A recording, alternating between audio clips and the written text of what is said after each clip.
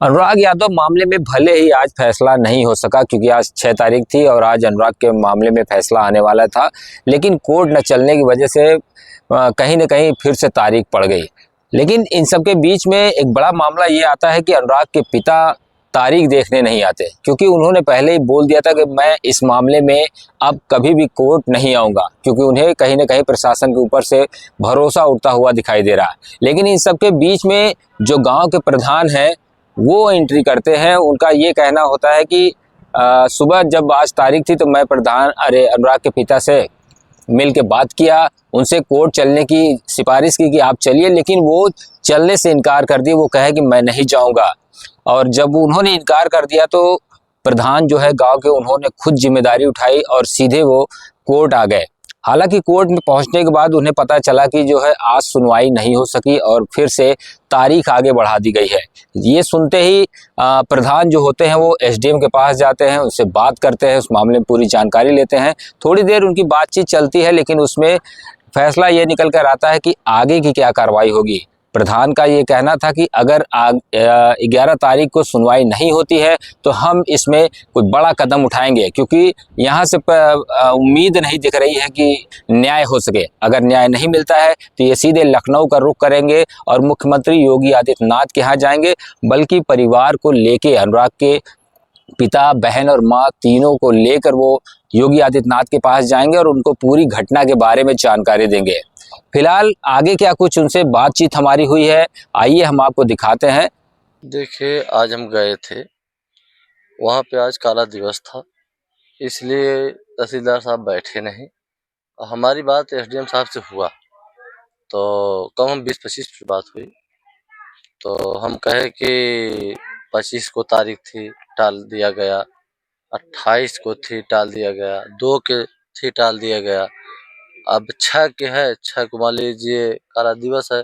अगली जो तारीख पड़ेगी सुनवाई होगी, बस ऐसे टाला ही जाएगा।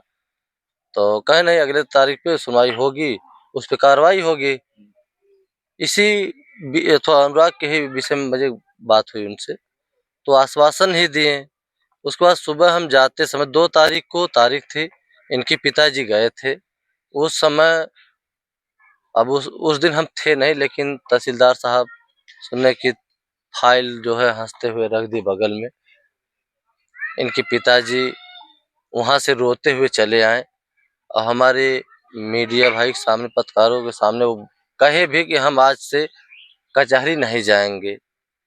हमें हमें ये लग गया कि हमें न्याय नहीं मिलेगा। आज हम सुबह जब जा रहे थे तो हम इन्हें फ़ोन किए, इनको, अनुराग को, पिताजी को, और कहें कहें कि चलिए कचहरी चलना है, और हम भी चल रहे हैं। तो ये रोने लगे, कहें कि हमें अब न्याय नहीं मिलेगा, हमें विश्वास हो गया और हम नहीं जाएंगे। फिर भी हम गए, कहें कि जाके देख लीजिए क्या हो रहा है क्या नहीं। तो गए एसडीएम साहब, वही बातचीत हुई मेरी। अगली तारीख फिर पड़ गई है 11 दिसंबर। अब 11 दिसंबर को पड़ी है तारीख।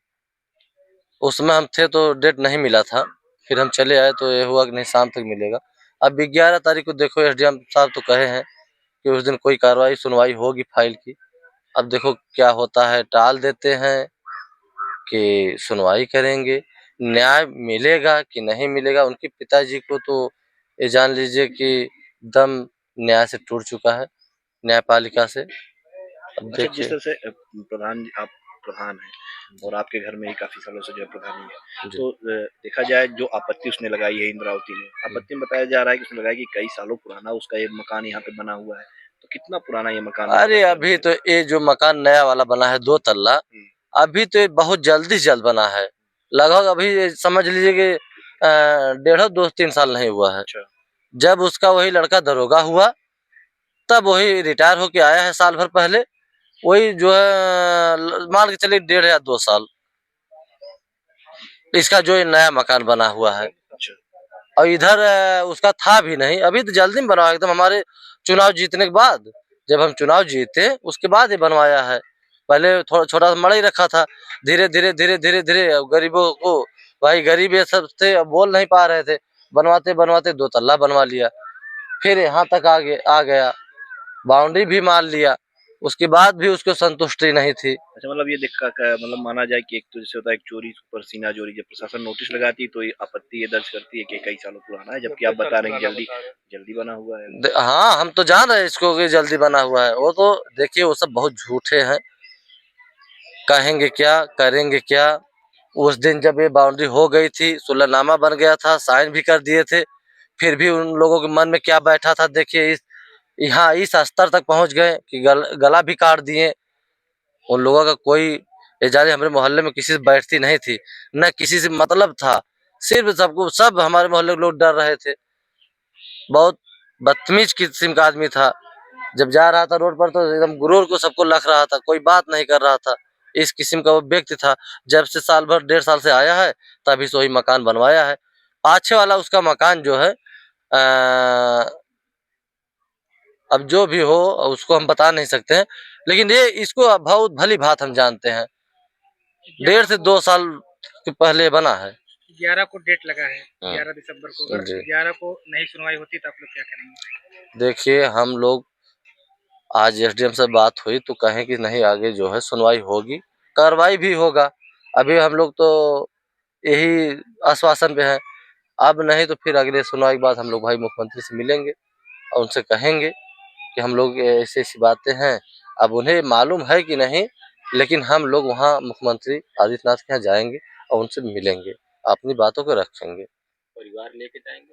हाँ, परिवार लेके जाएंगे, उनसे मिलेंगे, क्योंकि वो गार्जियन हम लोगों का है, हमारे प्रदेश के मुख्यमंत्री हैं। से जो न्याय की उम्मीद है वो टूट चुकी है, अब सीधा मुख्यमंत्री ही हैं। अब देखिए उनके पिताजी के तो टूट चुकी है, वो आज गए भी नहीं और हम गए थे, लेकिन 11 तारीख को देखने के बाद हम लोग भाई मिलेंगे अपने मुख्यमंत्री जी से, योगीनाथ आदित्य जी से। इस मामले में जैसे देखा जाए, ये बताया जाए कि लालता बहुत बाहुबली, पैसे वाला, पहुंच वाला, इस तरह के आरोप लग रहे हैं। तो क्या प्रधानमंत्री वीरेंद्र यादव परिवार के साथ आखिरी दम तक खड़े रहेंगे, लड़ाई लड़ेंगे, न्याय दिलाएंगे? हम आखिरी दम तक लड़ेंगे और न्याय के लिए हमारा कदम आगे हुआ है तो पाछे नहीं होगा। हमारे ऊपर चाहे जो हो जाए। एक ग्लोर भारत वाले हमारे खिलाफ भी निकाले थे कुछ, लेकिन ये वो सोचे कि नहीं उस थोड़ा से निकालने से हम दब जाएंगे, तो हम दबेंगे नहीं।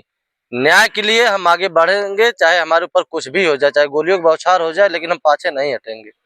आप लगातार जो पीड़ित परिवार के साथ देखा जा रहा खड़े हैं, क्या आपको कहीं से धमकी वगैरह नहीं आ रही, कोई दबाव नहीं बन रहा? देखिए बहुत दबाव बन रहा है, लेकिन हम दबाव को टाल के हम आगे हैं और रहेंगे साथ में। दबाव से हम डरने वाले नहीं हैं। जो न्याय है, न्याय के लिए हम हैं, साथ में रहेंगे, शुरू से है लास्ट तक रहेंगे, जब तक जिएंगे तब तक रहेंगे। तो सुना आपने क्या कुछ कहा प्रधान ने जो कहा है, वो उन्होंने ये कहा कि अब अगर 11 तारीख को फैसला नहीं आता है तो हम सीधे जो है मुख्यमंत्री योगी आदित्यनाथ के पास जाएंगे और उन्हीं से गुहार लगाएंगे, क्योंकि मेरे पास अब कोई दूसरा रास्ता नहीं बचा हुआ है। अब जो भी फैसला करेंगे वो योगी आदित्यनाथ करेंगे, क्योंकि बुलडोजर जो चलवाते हैं वो वही चलवाते हैं। और परिवार को ये पूरा भरोसा है कि अगर हम योगी आदित्यनाथ से मुलाकात करेंगे, प्रधान को भरोसा है कि योगी से अगर हम मुलाकात करेंगे तो न्याय अवश्य मिलेगा।